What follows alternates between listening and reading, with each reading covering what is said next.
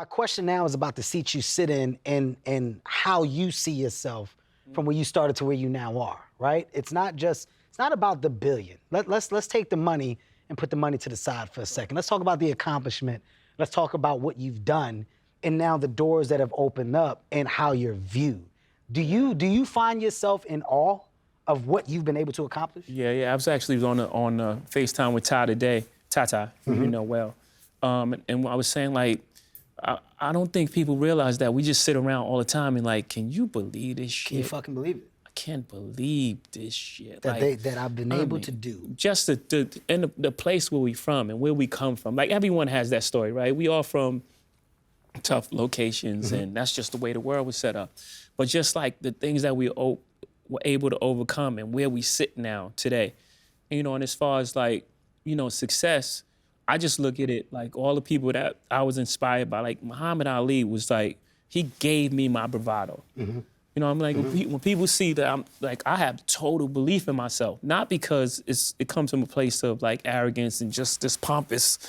It's just like, I felt proud, like in a time when we all were being called ugly, when Muhammad Ali was like, I'm so pretty, I'm the greatest, and like people paid to see him lose. That's what was drawing his fights. Like people would come in there to see him lose because he was so confident in his ability, and not from a place of arrogance, because he knew he put the work in. One, and two, he lifted us all up. So, I hope that at the end of this journey, or however it ends out, like I represent that to, as well, like a piece of that. Yeah. I've seen you make that change, though. I've seen you make that change in growth and in person, just in conversation and information that you've started to put out, right? It made a shift from money, I'm getting it, what you're not getting, the life that I'm living, to what we as people need to open our eyes to, what we need to understand, what the opportunities are, where the real wealth lives and lies. Like there's been a significant just change in person. But even that, if you look back to Reasonable Doubt, listen, like even the songs that were like more braggadocious and out there and about money were really more so directed at like the system in America. Like you put us in these situations and you handcuffed us and you put it behind our back and we still made our way. You guys took the music, took the drums, we beat on the table. You know what I'm saying? Like, you stole the, you made like blackface, we created soul music. You gave us scrap, we made soulful.